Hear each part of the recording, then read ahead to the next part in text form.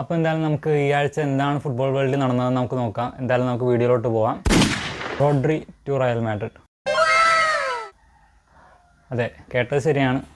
നമ്മുടെ സ്പാനിഷ് മിഡ്ഫീൽഡറായ സ്പെയിൻ്റെ നിലവിലെ ലോക ചാമ്പ്യന്മാരായ സ്പെയിൻ്റെ മിഡ്ഫീൽഡ് ജനറലായ റോഡ്രി റയൽ മാഡ്രിഡിലോട്ട് പോകുന്നു.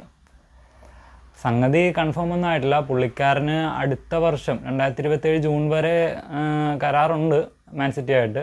പക്ഷേ എങ്കിലും പുള്ളിക്കാരന് റയൽ മാഡ്രിഡിലോട്ട് വരണമെന്ന് ആഗ്രഹം കാണിക്കുന്നുണ്ട്. അതേപോലെ തന്നെ റയൽ മാഡ്രിഡ് അപ്രോച്ചും ചെയ്യുന്നുണ്ട്. അപ്പോൾ ഈ ടീമിലോട്ട് നിലവിൽ പുള്ളി വരുവാണെങ്കിൽ അത്യാവശ്യം നല്ല ഇമ്പാക്റ്റ് ആയിരിക്കും. കാര്യം എന്ന് വെച്ചാൽ നമ്മളെന്തായാലും വേൾഡ് കപ്പിൽ പുള്ളിയുടെ പെർഫോമൻസ് നമ്മളെല്ലാവരും കണ്ടതാണ്.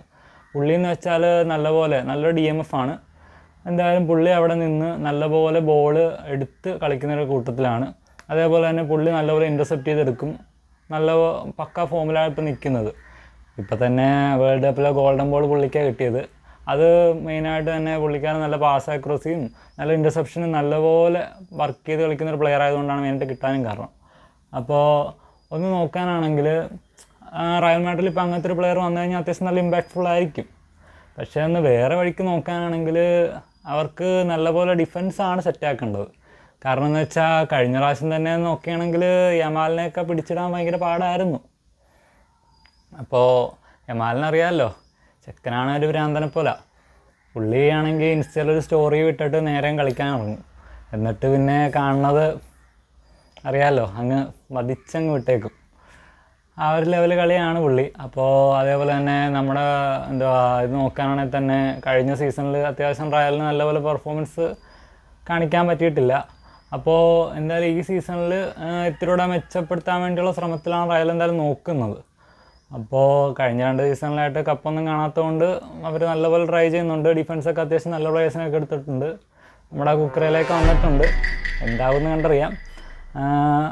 കണ്ടറിയണം. പിന്നെ അടുത്തതായിട്ട് മെയിനായിട്ട് ഈ വീക്കിൽ നടന്ന സംഭവം എന്ന് വെച്ചാൽ ഇറ്റലിക്ക് പുതിയ കോച്ചിനെ കിട്ടി.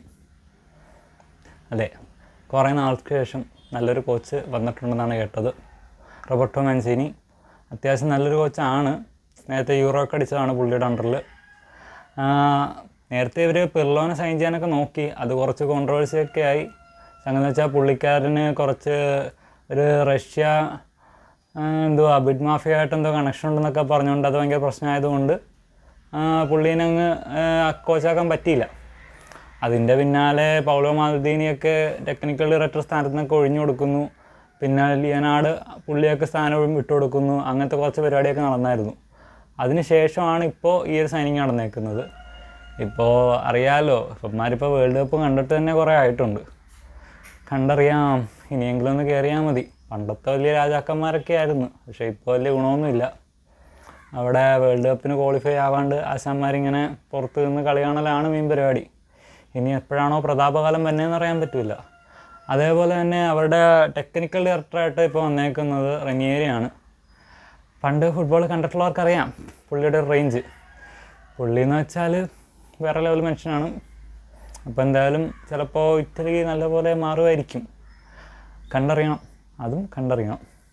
അതേപോലെ തന്നെ ഇപ്പോൾ നിൽക്കുന്നൊരു ഏറ്റവും വലിയ റൂമർ എന്ന് വെച്ചാൽ വിനീഷ്യസ് ടു ആർസണൽ. അതെ, നല്ലപോലെ ആക്റ്റീവായിട്ട് ടോക്ക് നടക്കുന്നുണ്ട് എന്നാണ് കേട്ടത്. അപ്പോൾ കൺഫേം ഒന്നുമല്ല. ഇപ്പോൾ നിലവിൽ റയലിൻ്റെ കോച്ചായ ഹോസെ മൗറിഞ്ഞോയുടെ പ്രോജക്റ്റിൽ എന്തായാലും വിനീഷ്യസ് ഉണ്ടെന്നാണ് പറഞ്ഞേക്കുന്നത്. ഹോസെ മൗറിഞ്ഞോക്ക് വിനീഷ്യസിനെ വേണമെന്നാണ് പറഞ്ഞേക്കുന്നത്. അപ്പോൾ പുള്ളിക്കാരനെ സമീപിച്ചേക്കുന്നത് ആർസണലാണ്. ഗണ്ണേഴ്സ് ഓൾറെഡി അറിയാമല്ലോ, കഴിഞ്ഞ പ്രാവശ്യം എന്തോ ഭാഗ്യത്തിന് 2ാം സ്ഥാനത്തായില്ല. അത്രേ പറയാൻ പറ്റൂ. കണ്ടറിയണം. അവന്മാരൊക്കെ വിനീഷ്യസിനെ സൈൻ ചെയ്ത് കഴിഞ്ഞാൽ അപ്പുറത്ത് സാക്ക കുഴപ്പമില്ല, അത്യാവശ്യം നല്ല ടീമാകും.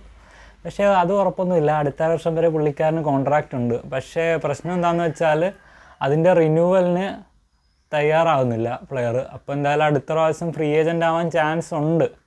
പ്ലെയറും തയ്യാറാവുന്നില്ല. ഇപ്പം മാനേജ്മെൻറ്റും ഫ്രീ ടു ഗോ വേണേ പൊക്കോ എന്ന മെത്തേഡിലാണെന്നാണ് ഒരു ESPN ഒക്കെ പറയുന്നത്.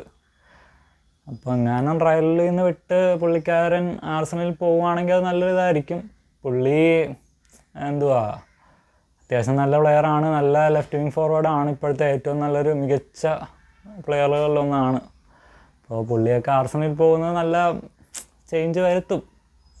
കണ്ടറിയണം, അതും കണ്ടറിയണം.